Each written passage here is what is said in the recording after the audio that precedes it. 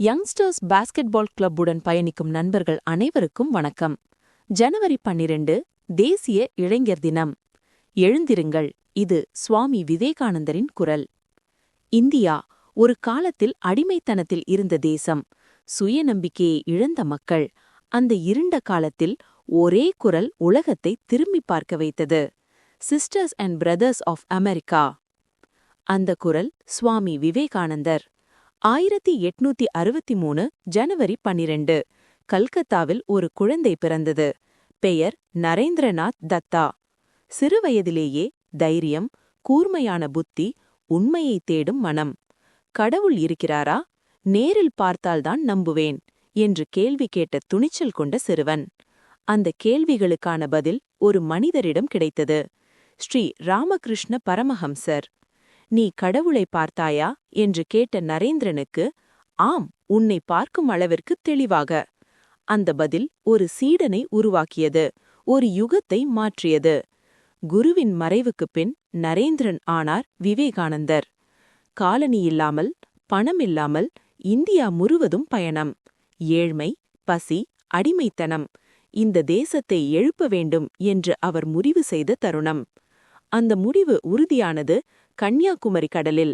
3 நாட்கள் ஒரு பாறையில் தியானம். இந்தியாவின் கடந்த காலம், நிகழ்காலம், எதிர்காலம். அங்குதான் பிறந்தது புதிய இந்திய கனவு. இன்று அந்த பாறை விவேகானந்தர் ராக் மெமோரியல். 1893 ஷிகாகோ உலக மத மாநாடு. ஒரு காவி உடைத்துறவி உலக மேடையில் நின்றார். Sisters and brothers of America. ஒரே நொடி கைத்தட்டல். உலகத்தின் கவனம் இந்தியாவின் மேல். வேதாந்தம், யோகம், மத சகிப்புத்தன்மை. இந்தியா ஆன்மீக குருவாக உலகிற்கு அறிமுகமான நாள். இந்தியாவிற்கு திரும்பியதும் ஒரு இயக்கம், ராமகிருஷ்ண மிஷன். 1897. கல்வி, மருத்துவம், சமூக சேவை. மனிதனுக்கு சேவை செய்வதே கடவுளுக்கு சேவை. இது வெறும் வார்த்தை அல்ல, இது ஒரு வாழ்க்கை முறை. விவேகானந்தர் சொன்னது ஒன்றுதான்: எழுந்திருங்கள், விழித்திருங்கள், இலக்கை அடையும் வரை நிற்காதீர்கள். இளைஞர்களே, நீங்கள்தான் நாட்டின் சக்தி.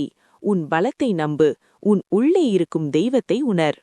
1902 39 வயதில் உடல் மறைந்தது. ஆனால் அவரின் சிந்தனையா இன்றும் உயிருடன், இந்தியாவின் ஒவ்வொரு இளைஞனிலும். சுவாமி விவேகானந்தர் ஒரு துறவி அல்ல, ஒரு புரட்சி. ஜனவரி 12 தேசிய இளைஞர் தினம்.